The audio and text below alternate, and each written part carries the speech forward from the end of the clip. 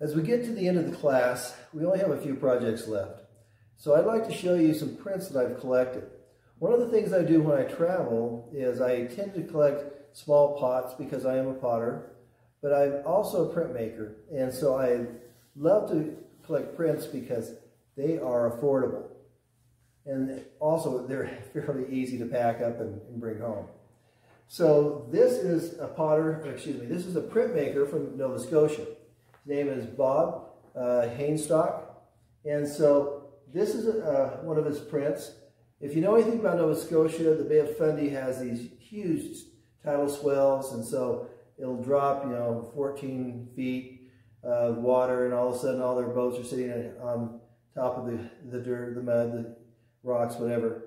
And so this is one of his prints, and this is called Old Boats No. 1. But you can see how the walls of the cliff here, all vertical lines, and then you contrast with the ribbing on the boat. It's very nicely done. Now this is just another shot of it. One of the reasons that I've talked about you need to write your names and the edition number on the inside is because eventually you're going to want to mat and then frame the piece. And I just cut this. This is just a paper frame. But typically your mat is a piece of colored cardboard. It's acid-free. It's very nice, and you can go to any framing shop and they can do it for you. But you want to have your edition number, the name of the piece, and then your name over here with the date. And it needs to fit within this format, because if you start out here and end up way over here, the mat's going to cover it up. Okay, this is called the Road to St. Mike's. This is a print that he did on a trip through Newfoundland. And so you can see how he's brought the lines different directions to show the different parts of the hills as the road meanders its way through. Very, very simple piece, but very nice. Now his studio is on a ridge line and overlooks what's called the Annapolis Valley. And so he just called this is Valley number 6. And so very simple, he changes the lines for the different plowed fields. He has rows of trees, different things. He breaks up the different fields with the trees and such. A very simple print, but also very nice. Now these prints are by an artist by the name of Jean Dudet, and he's from one of the islands in French Polynesia. I picked these up in Tahiti a number of years ago while I was working. And I don't speak French, so I really can't tell you what the name of this is. But here is a woman cleaning fish. And this one, a lady reclining playing solitaire. And I've been told that the name has something to do with the time for romance is over or something like that. But once again, notice the black and white lines, how clean everything is. Just a really nice, simple piece. Here's another woman who's dealing with fish. And so, but I just love the way he treats, the hands, the facial features. Very, very simple and just very beautiful. This was a printmaker. He was a professor here in the state. I picked these up close to 40 years ago, I think.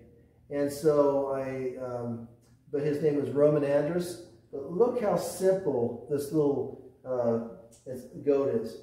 And it was a woodcut, which is a relief cut. The only difference is we're cutting on linoleum.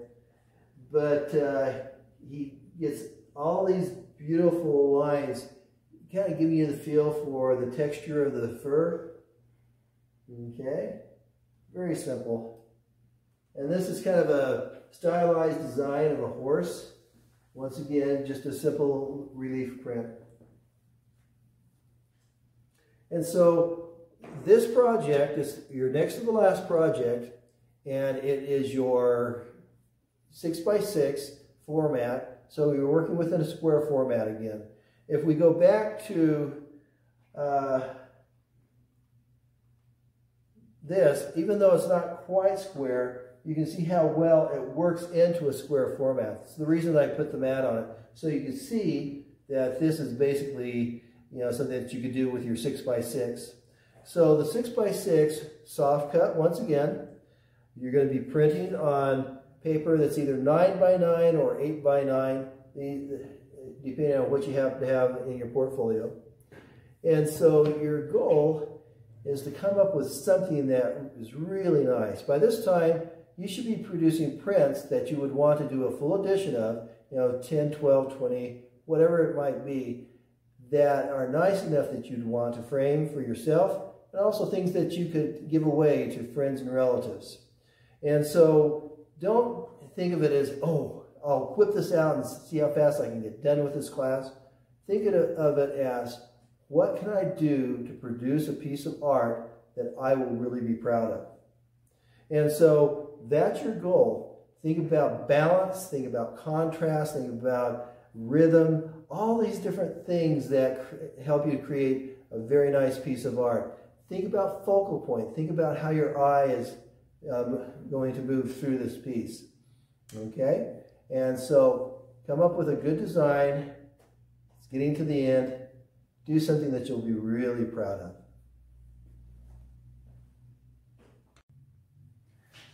I would like to address something that I'm seeing quite a bit that I think we need to move past, and that's referring to line drawings that are simply cut out on a dark background. That's a very, I wouldn't say primitive, but it's a very elementary way of printmaking, and we should be past that at this point. Here are some examples.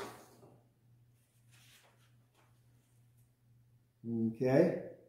And so what they did was they drew out a line drawing and they simply cut out the lines. And that was okay for your first few prints maybe, but at this point we need to start thinking about positive and negative space, balance and things. Right now, because everything's so dark, there's no real balance to it as far as contrasting lights and darks and things like that. This is another example of a very, very simple still life. It says landscape. It's simply a tree. And because everything is just a solid color with that simple line drawing cut out, it's not real exciting. Another example, okay, here's somebody's golfer, and it's just a very simple sketch. And so we need to start thinking past that. Let me show you an example of another work. Okay, this student cut out all the background around the trees. And let's talk about, for instance, positive and negative space. You have this positive space that comes through here and this negative space through here. Very nice balance that way. Also, you have a tree here leading you into a row of trees. That's giving you movement into the composition. The other thing is rhythm. Because of all the different trees, you've got a rhythm that's starting to build here. And so there's a lot of nice things happening. It's still a very simple print, but so much more advanced than the ones that I just showed you. So I want you to start thinking past the draw out a simple sketch and just cut it out. That quite often is somebody who's just trying to get the work done and seeing how fast they can whip these things out.